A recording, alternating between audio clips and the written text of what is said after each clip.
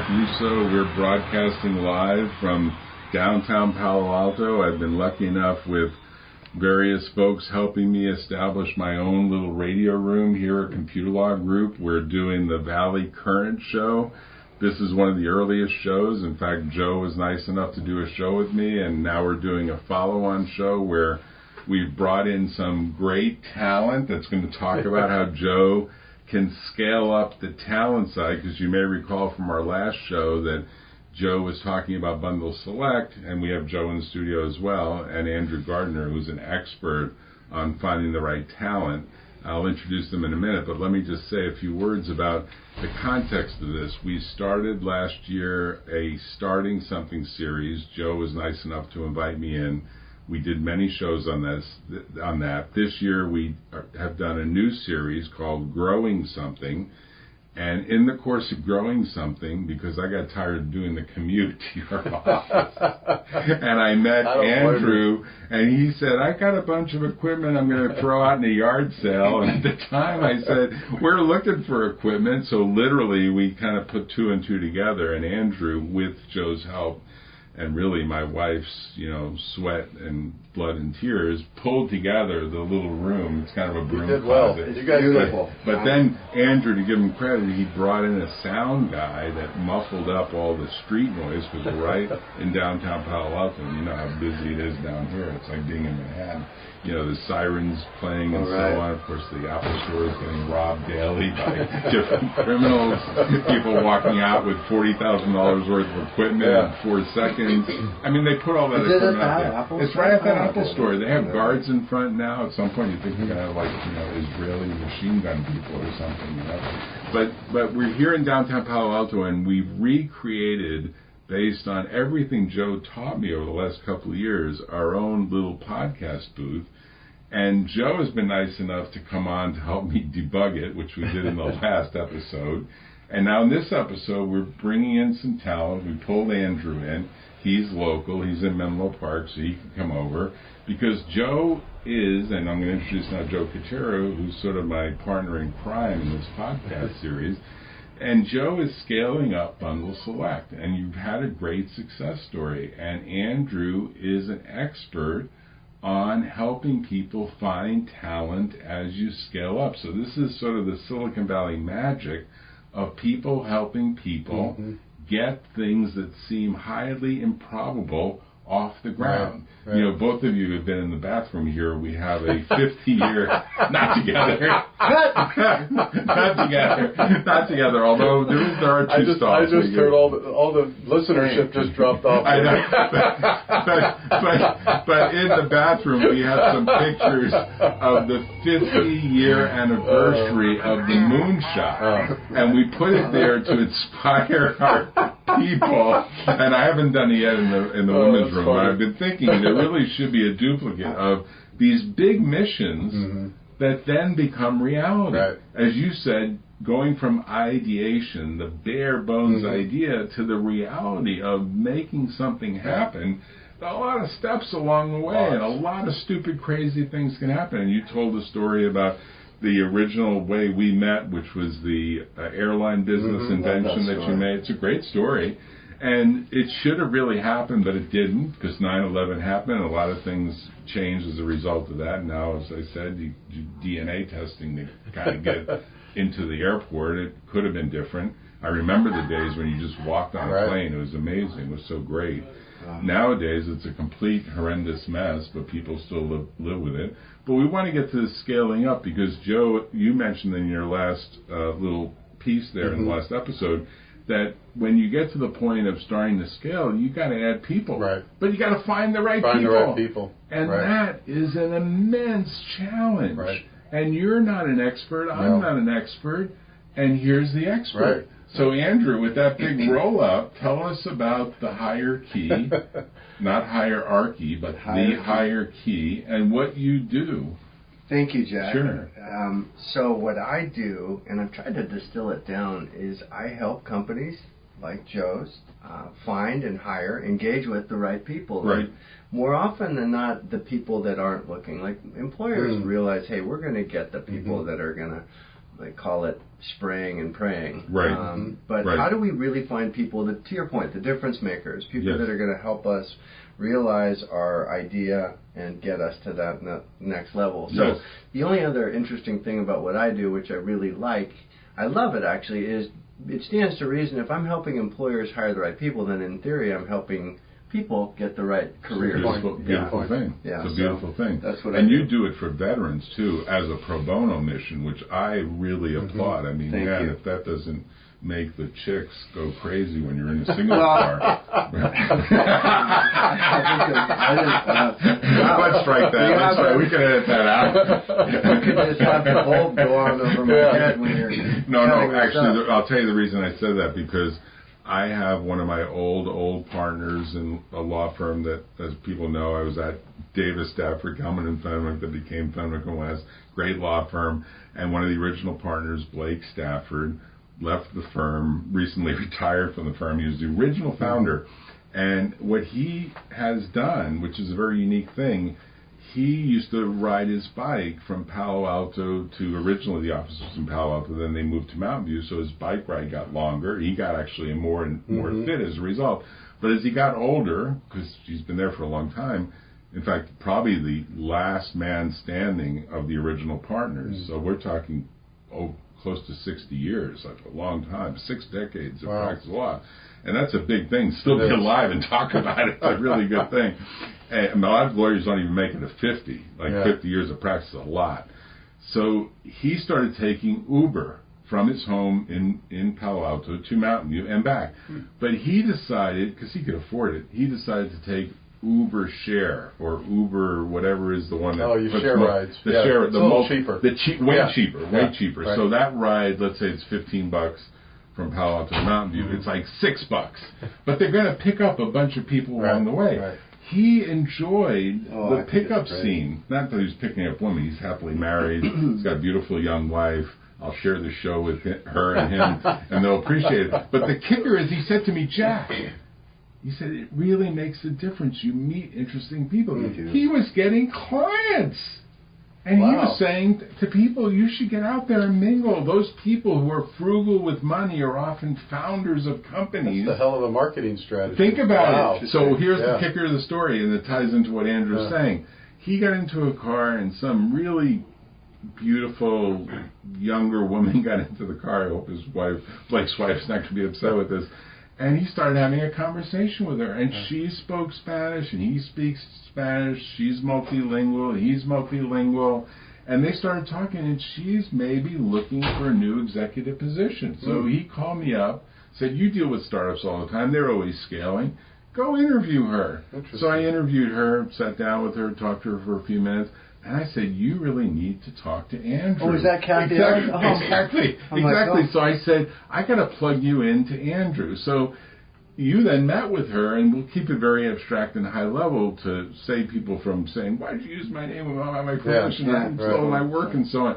But conceptually, that's the invisible hand of Silicon Valley at work. And Uber does not currently even get that there's a potential business there. It's a huge idea. Imagine putting a whiteboard in these cars or a screen. Could you imagine? And like you said, you can squirt information on the screen. Oh, you want to see more about myself? Here's my LinkedIn. Now, people just hand phones to each other, and they hand iPads to each other, and we flip this stuff around. But imagine whether there's a brainstorming element to an Uber or Lyft, or there's lots of other companies too that are doing ride sharing in one form or another. Almost like a customized networking. People years ago, look, when I grew up in New York, and I used to take the train to Manhattan until I started to say, hey, I don't like going on the train. I'd rather get a bike ride in. I would bike like 14 miles from Brooklyn uptown 82nd Street. I was buffed, man. I was a thin guy. I'll show you pictures of me. That ride was a 30-mile round trip. I did like an hour and a half each way. That was 3 hours of bike ride. But it would take me a couple of hours, an hour each way by the train. Sometimes the train got delayed. So I was like, a half hour more, I'm fine with it. And I didn't meet as many people doing it. There was no networking. So on the train, you could meet some people. Maybe you talk to them, maybe not. That environment changed. But in the captive audience at the back of a car, and someone's pulling up right next to you, I don't think they ever do 3 people. I don't think they pack the car that much. I think it's more like you and somebody else, and then they drop the person off, and they pick someone up. They're sort of sensitive. They're not going to overload the car. But you have a potential of a one-on-one conversation.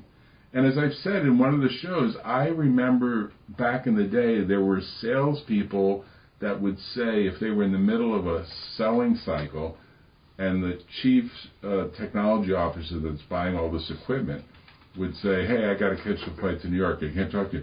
The guy would buy a ticket and go on the flight with the guy. Really? Yes, That's to make nice. the sale. So tell us what you think about how this talent selection process, because there's these bluebird ways, like me making a referral through a referral, but tell us how you go about finding talent, because you're really well plugged in, right? You have a huge Rolodex. Well, thank Huge, you, Jack. sure. So, 2 things. One is there's the organic way, the way you just described, and I love that. You got to show up. I forget who said it, but you know, if you don't show up, nothing will happen. Yes. And if you show up, It was Woody Allen who said half of being successful or half of doing a job is just showing up. Like, you got to show up, right? So there's that way, and people want to help. I'm never not amazed, like this person we're talking about, lovely young lady, very bright, very would asset to anything, and she's got this tunnel vision silo mindset, like, oh my God, it's going to be so hard. Whereas meanwhile, it's like, no, you don't understand. People want to help you. Right. So there's that. Then, it's almost like a law of attraction, right? It's almost at that level. Very much so. Right. And then what the employers do to flip that over, the more, let's call it programmatic, is, there's sourcing tools, there's referring tools, there's matching tools. So they're looking for automation where maybe none can exist. Very much so. Right. But the interesting thing about LinkedIn is now, I'm oversimplifying, but now everybody has access to everybody. So my clients say, Andrew, I don't need more candidates. I need better candidates. I need smarter candidates, and I need fewer candidates. So there's some CRMs out there with artificial intelligence and machine learning gadgetry that I can prototype. I can send them Jack Russo's profile or Joe's profile and say, I want 10 people like this. More like this. And I want you to run them through your CRM or your applicant tracking system or your database. It works for veterans, it works for women, it works for engineers. And I want 10 Jack Russo's. And then I want you to rank them. And so that really streamlines the process. And then companies get kind of creative and cutesy about how they're engaging with these people. And then on the flip side of that, in parallel with that, they do all have career portals, and I can go to the website and look up the jobs and look at videos. This is what it's like to work at Google. This is what it's like to work at Splunk. Right. And the employers can see who looked at what, how long did they stay on the site, where did they drop off. There's a heat map. It's insane. So really, the caveat, or not the caveat, but the real intention behind all this stuff is they want to know who's coming from where. So they can eliminate the wasteful stuff, in other words, the spray and pray, or post and pray in this case, and just get 5 really hyper-qualified candidates, and then it's the Marketo approach to talent acquisition. So what's interesting to me, Andrew, is you go through that approach that at one point, the resume is the resume, and then sitting down with someone and actually going face-to-face and having some dialogue. Yes. Because the thing that's always interested me, which I admire companies that continue to hire talent and the right talent, is that you could have the best-looking resume in the world, right? Right. But you maybe sit down in front of them and you don't interview well. Right. Or maybe you're a jackass, or maybe you don't come across well, or maybe those people don't care. Is that what they do? They kind of narrow the field and then bring them in and then make their kind of gut assessment on that? It's accurate. It is a process. It's not an event. But the resume is a tool, or the LinkedIn profile. It's a tool to get you into the funnel, as it were. And then after that, they do a deeper dive, and they do reference checks or their phone screens, and then they bring them in and talk to them. Employers are more willing to forgive some of the soft skills if you can get past the blocking and the tackling of the. It's interesting because if you don't do more than just posting your resume, sometimes I get approached like, hey, can you put me in touch with the recruiter to help me? It's like, you can't. No one's going to advocate for you. You need to learn how to advocate for yourself. So there's 3 things from this little conversation that I get that are kind of interesting, which is the analogy I think of is the tools are like this fishing nets, but the problem is it's capturing too many fish, so the net is not fine enough. Like you have this net and it's grabbing all these fish, but most of the fish are not really the right size, they're not the right taste or color or whatever it is that people are looking for. Color is probably a bad thing to do. But conceptually, you've got this gigantic fishing net. And now these refinement tools are trying to help people segregate what's in that net to get rid of probably most of it, because there's a mismatch on most of it. So they're looking for like the top 1/10 of 1% for what that job requires. And maybe AI can take it a certain place, but then, Joe, you qualified it as in, well, then you get to the point of the real, hey, the rubber's meeting the road.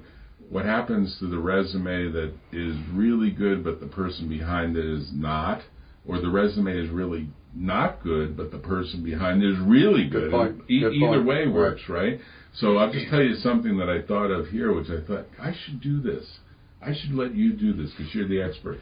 Find 10 people. Wait, give me a pen. Let's give me a pen. I'll give you a pen. Find 10 people that are like me. I just want to understand who I am in the market. Not that I'm available. Well, maybe for the right price. That's a good. But think about it for a second, because my resume changed over time. When I started, like I go back, I was teaching a course on appellate advocacy. My wife was cracking up because she said I was telling a story about working for a judge. And the judge was really a sophisticated guy who was then my age, but of course I said he was a really old guy. Right. She said, he was probably your age. Yeah. She was laughing. And I said, he was so smart. And he would say to me, Jack, because I was just a young lawyer, just a young guy working for him. And I would write the draft opinion. He'd say, you got this wrong, you got that wrong, fix this, fix that. And he was an excellent writer. Everything was always rewritten. He had been a senior partner at a big law firm, managing a lot of people, but he tried cases and he argued appeals, and he was a very brilliant guy. Very nerdy, but very brilliant. And he said, there's never a case where anyone's perfectly right or anyone's perfectly... He said, well, maybe Manson, but that's like a rare event. Yeah. And even he didn't pull the trigger. I mean, he didn't kill those people. Right. He just persuaded a bunch of wacky people to kill people.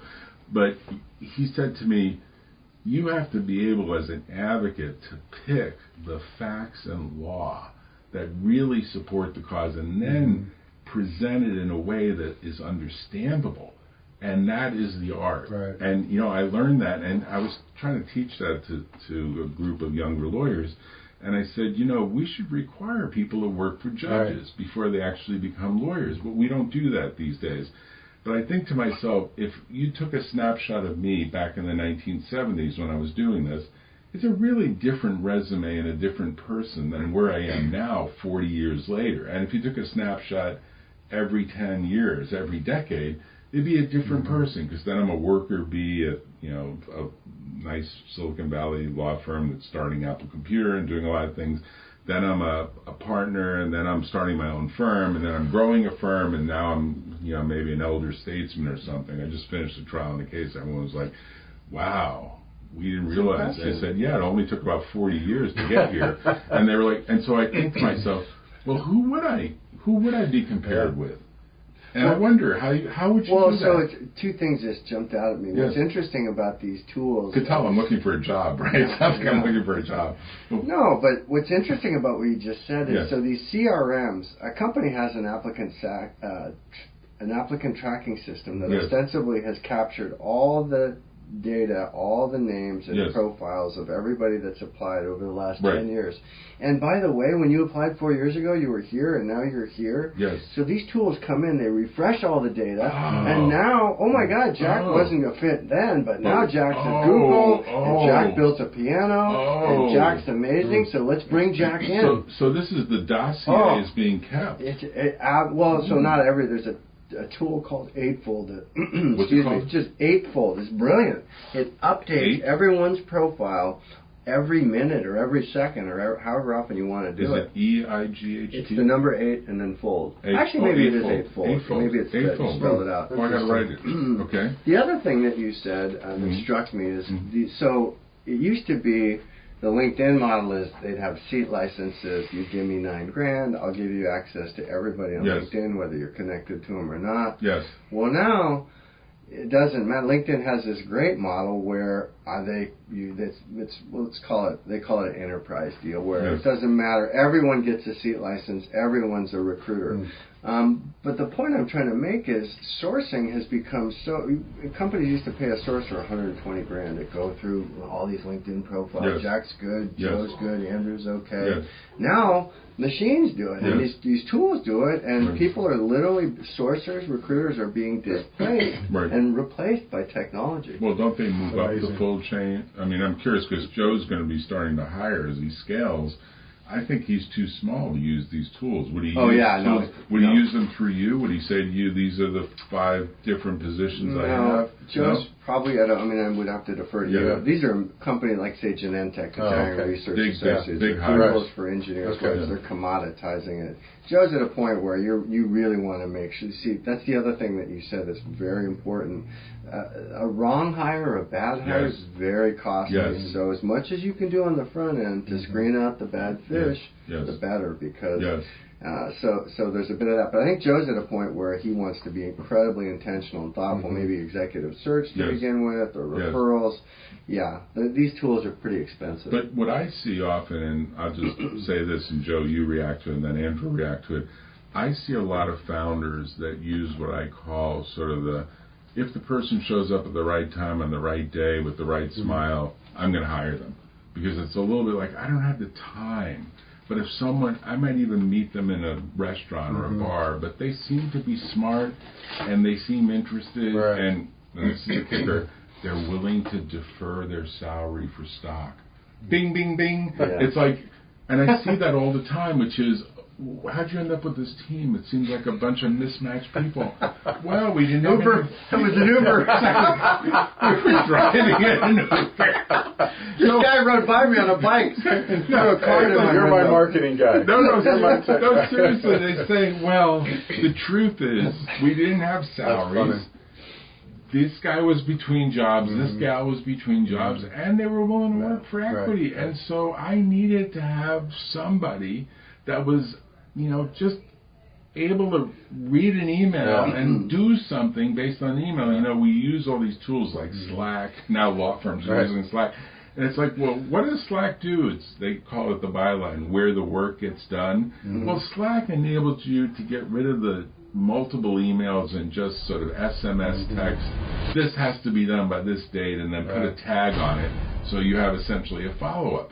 Well, that's good. That's helpful. That's project management. But someone's got to do the work. Someone's got to do the actual work behind that message. There's so much that goes into this, and Andrew is the expert, and he could dive even deeper. But what I learned years ago in my mortgage business, when I did a lousy job at hiring, and then went through some coaching and teaching and reading and strength finders and all that, what I realized is I was hiring people like me. I don't need anybody like me. I don't need any more people like me. That's good. See, we have a tendency, if we're not aware, hey, I like that guy. He's kind of like me. I think I'll hire him. But I don't need another bad hire. I need someone. Bad hire. It depends how far the Uber's going. So, because you want a diversity of capabilities. So if you're good at the ideation, you want someone that's good at the implementation. Right. So just on a small scale, and Andrew could expand on this, but on a small scale, what I learned is I got really good at, I know what I do well. In my business, I'm the revenue generator, so I need to be spending 80% of my time functions, activities that generate revenue through the door. So I had to bring in people to help me support that activity that comes in through the door. So those are administrative people, fast thinkers, people that can multitask, good with people, all that kind of stuff, right? And so, but that took me years to figure that out. But now at a larger scale, when we're talking about hiring the right people for a startup, those are some unique people as well, right? The startup people aren't the kind of people that are not going to go to work for 8 to 5 and punch in and. Well, you're both making good points. To Jack's point, when you're in a smaller size, it is the right place, right time, right. Rough and tumble. Yeah, and also you're willing to forgive stuff and do it for equity, so the bar gets a little bit lower. But to Joe's point, there is a proclivity for smaller companies and people that maybe haven't been hiring for a long time to grow and expand in a like manner, and you really do want complementary skills and contrast, so it's not everybody, because it's important to be united and aligned, but it's also important to have different perspectives. Just the three of us here. Right. I mean, I'll tell you the other place this comes up, and I see it all the time. We see our clients get to a certain stage, and then they say, okay, we're going to get to a liquidity event. We're going to sell. We're going to merge. We're going to acquire. We're going to do something. And I say, the hardest part of that is making the cultures between the different organizations work. You know this, right? Point. So at the other end, when the business actually does scale and does succeed, and now it's going to get to an exit, or it's going to help another company get to an exit, and it's going to get bigger, the big issue becomes, and I'm on the board of a company that's sort of facing that issue right now, and the board members are like, yeah, the numbers look great, everything looks great. And I say, you know what? Let's think with the culture level. Are we going to match culturally, because we do things a certain way here, and that other company, an East Coast company, it may not do things the same way. And oftentimes when there's culture clash, the talent walks out the door, and you can't hold them. You can't hold them. All of a sudden the deal closes. There's a film going on, a series going on. Each of you should watch it, because it's a classic example of what happens badly in corporate America. It's called Succession.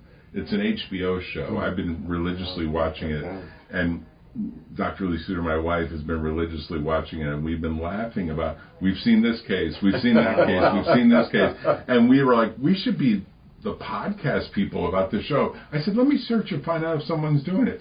Sure enough, there's someone doing it. There's a bunch of people who really don't really know. They're going to probably sue me for saying this, but they really don't know business that well. Yeah. They're sort of, they're sort of entertainment people. They're like ad-libbing it.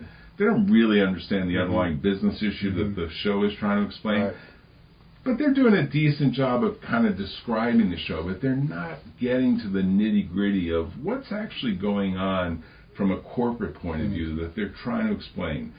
And I say to myself, there are lawyers that could do a good job of giving an education about corporate law using a show like that. Good point. And the interesting part is when I look at some of the issues that come up, they're people issues all the time. It's a big deal. You can make a great Tesla, but you cannot get a great Tesla engineer to stay with Tesla if he doesn't like the leadership of Tesla. Right. I mean, a lot of what's happening is they like the leadership of Tesla, but man, if they decide they don't like it, they exit. Yeah. And that's a big deal. Years ago, one of the best books I read when I was getting into management and hiring people more responsible was Herb Kelleher, famous started Southwest Airlines. Sure. Everybody was envious on how they hired these people. Yes. They were one of the first companies to call it the human resources something else. I think it was people something.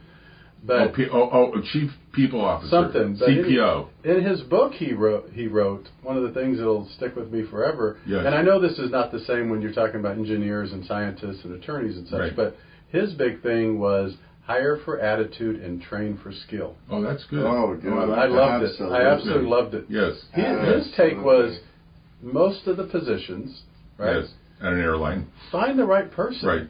With a great attitude, team player, all those. Yes. And you could train them to do this. Right.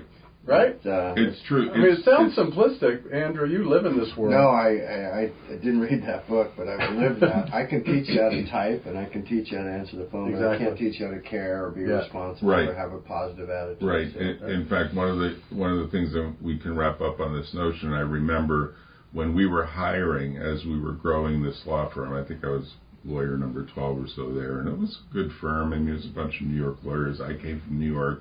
We were growing this firm, and we used to say, we want to hire people that actually understand what law firms do.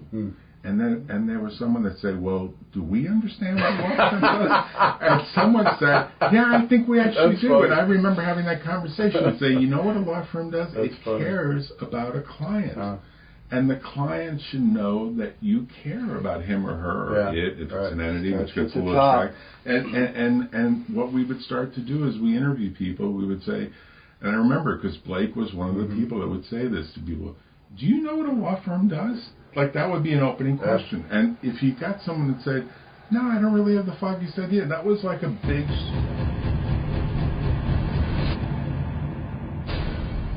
the next 5 hires are critically more important than the next 10 behind that, or the next 20 behind those 10. Absolutely. It's like the foundational hires set the tone and the culture. So if anything, spend more time worrying about that, right? Really and yet a lot of founders will be like, I'm trying to get customers, I'm trying to deal with banks, I'm trying to deal with financing, I'm dealing with investors. There's so many other stakeholders in the business, but this becomes a pretty important function. Yeah. And then the final point I make before we wrap up is, I don't think these tools are relevant at all when you're at a relatively small scale, like you're under 100 people or under 50. Right. There's some number. You probably know the number better than I do.